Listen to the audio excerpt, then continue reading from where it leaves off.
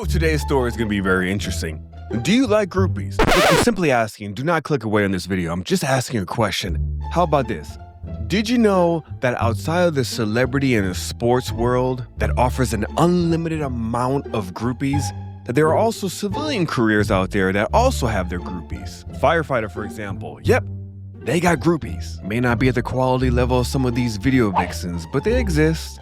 And did you know that even cops, yes, cops also have groupies? And if you did not know that, then today's story is for you, because we're going to dive into a story of a 54-year-old cop who just put his 30-year career on the line for a good time with a young lady that he met at a Miami nightclub. And you won't believe this story.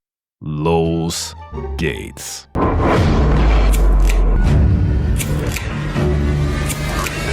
Here's to show you.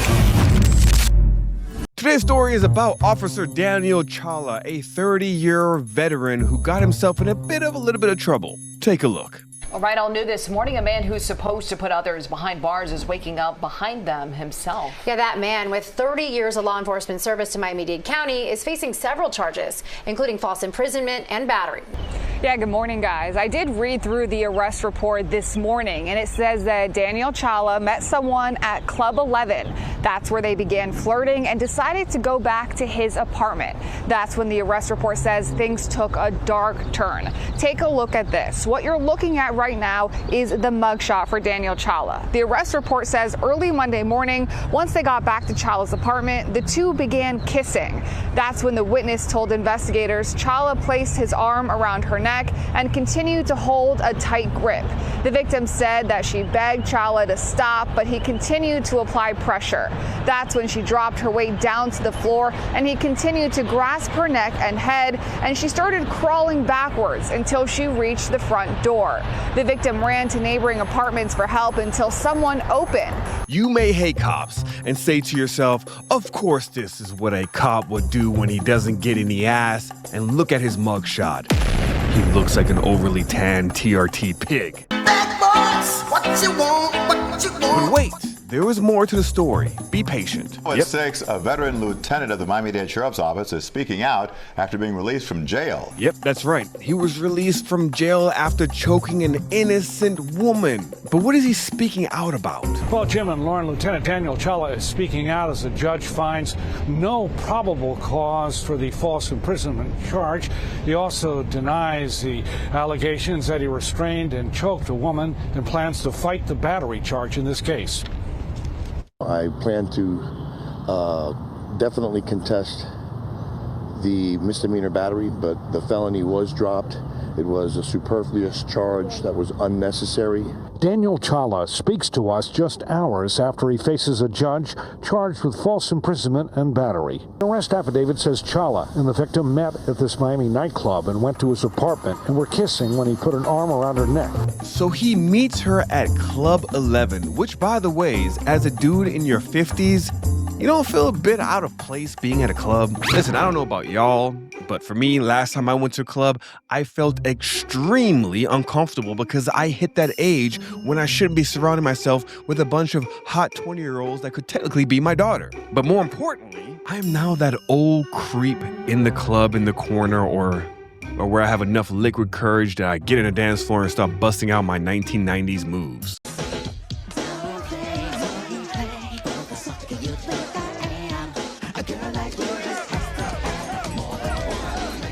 It's not sexy, it's sad. Anyways, let's continue and take a look at the body cam footage. Came back to my place of residence. Okay. And that's it. And what happened inside? Nothing. So you guys didn't argue?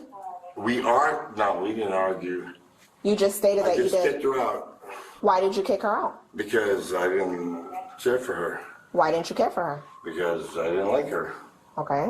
Did something happen inside that made you not like her, There or was that made no you kick her violence off? whatsoever. Something is off about this story, but he's very adamant about not assaulting this woman. But what is he hiding? So this officer stands on his word that he didn't do anything to this woman, even with the neighbor's testimony and the eyewitnesses of the victim. So I share this story because this happened a little over a month ago. Daniel Challa was relieved of duty with pay, okay? Which usually means it's because The story made enough noise and headlines that it was a bad look for the police department, so they need to take some action, otherwise it just looks really bad for them. So they put him on an extended paid vacation. But Daniel Chala chose not to let this go and refused to accept any of the charges that he was hit with. And you wouldn't believe this. He got off. No pun intended. That's an interesting way of putting. That makes sense. Take a look. 6 charges are dropped for a Miami-Dade deputy who was accused of being violent with a transgender woman he met. Like, what? What? That's right. She was not a she. She was a he.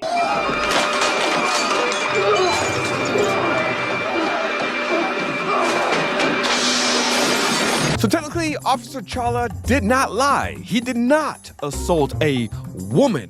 He may have punched and choked a dude until the dude crawled out of his apartment in his dress, but he did not, and I repeat, did not assault a woman. It was just guys being guys, right?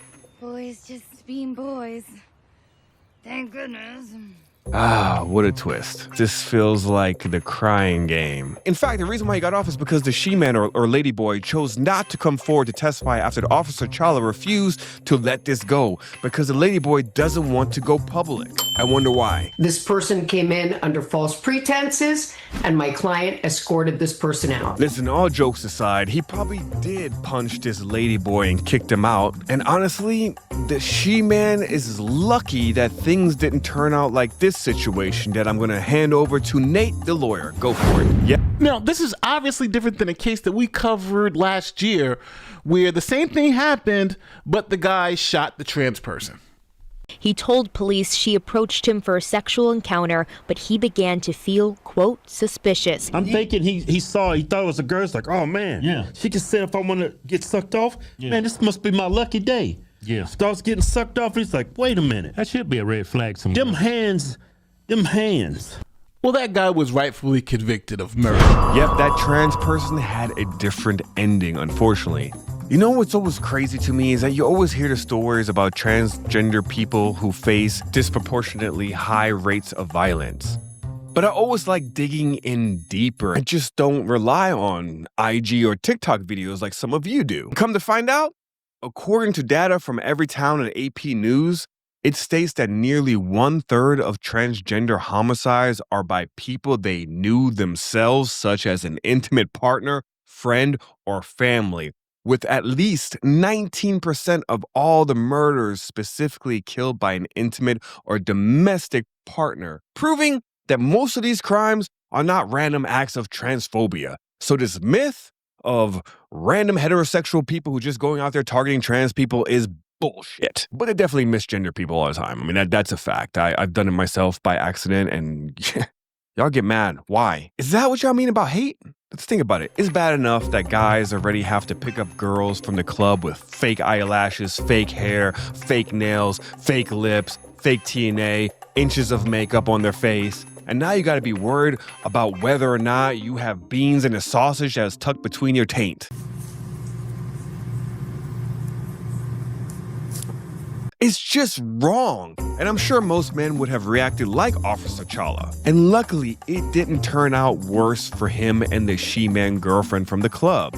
So the moral of the story is really simple. Keep your ass at home if you're in your 50s instead of going out to a nightclub in Miami looking for some ass. Times are different, and these transformers are looking extremely good these days, and you don't want to fall victim to their grift. So with that being said, my movie recommendation for the week is a classic.